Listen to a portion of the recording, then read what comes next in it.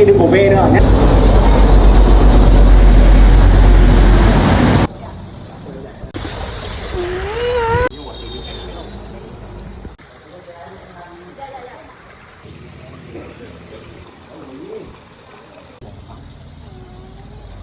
Đi bố lại kèo cũng được.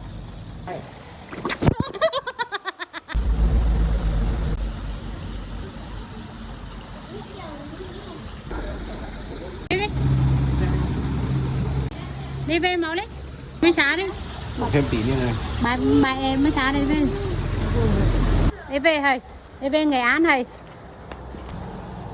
Cỏ dẹp nó để múa đó. Ý là bảo không bỏ đóng bỏ trong.